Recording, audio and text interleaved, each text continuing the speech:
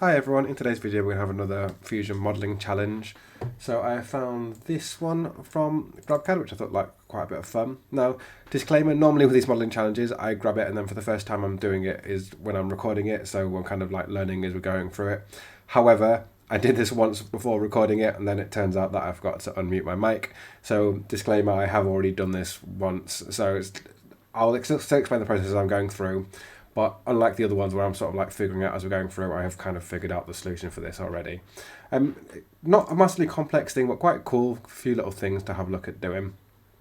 So I will put the link to this in the description for you. So we're going to start. I'm just going to make sure I've got my reference image set up properly.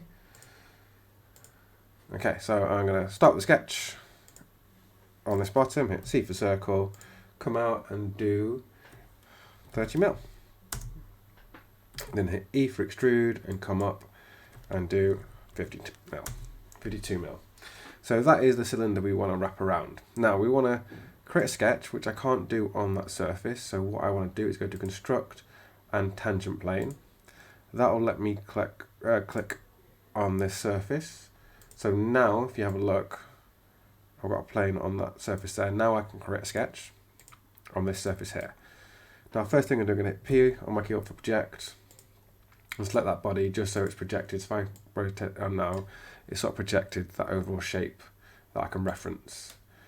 So what we're going to do now is have a go at doing this shape here, this slot. Now there is a slot option in Fusion. So if you go to create and slot, so what you need to do is go to create and slot and center slot. And I'm going to just draw it roughly where it should be to begin with, so like that. So now I'm going to hit D for dimension. And dimensions we want, so there to there should be 32, so I'm going to type in 32, and then there to there should be 30, hit enter, and the distance between there and there should be 10. Okay, so that's the overall shape of that. The only thing we want to do then is the distance from that point to that point should also be 10. And then down here should also be 10, but it's going to say it's over constrained, but it already is 10. So it's not gone black, so it's fully constrained because I can still move it around like that, which is fine, doesn't really matter. I'm just going to leave it somewhere in the middle like that. So what I want to do is have that cut into this surface. I'm going to create and emboss. I'm going to select this profile. I'm going to say what face is, so I'm going to select this face of my cylinder. And see at the minute it's on embossing, so it's sticking out. I want it to cut in, so I'm going to do deboss. And what I want to do is make sure I cut in enough so that when I cut out, so if you look on here, it's cutting around the whole circle. So I'm going to make sure it cuts in further than the 22mm diameter of the inner circle. So 22 all around round, so that's 8. So as long as I cut in more than 4mm, it'll be fine. So I'm going to do -5 just to be safe. So do -5 and hit enter. So that's cut in there. So obviously we want to have that wrapped all the way around. So I'm going to go to create, pattern, get a circular pattern, change that to features and just grab that emboss axis, just grab that cylinder and put it up to 5. So we've got that wrapping around. So the last thing we have to do is just grab that surface, C for circle, do one more circle, and we're going to do that as 22, E for extrude, grab that surface, rotate round, like that.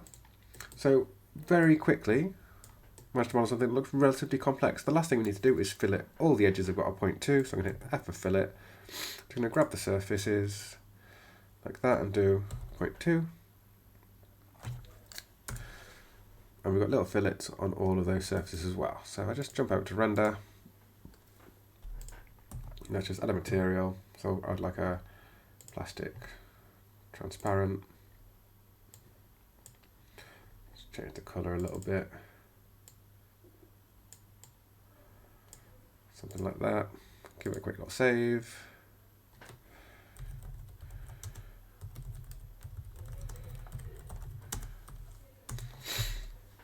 Got a render. Oh, still saving. And local render.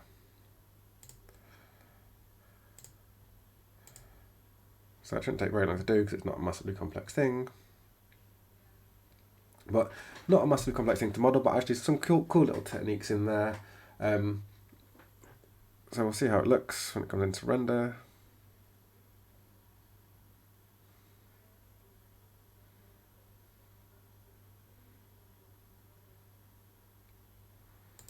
And there we go.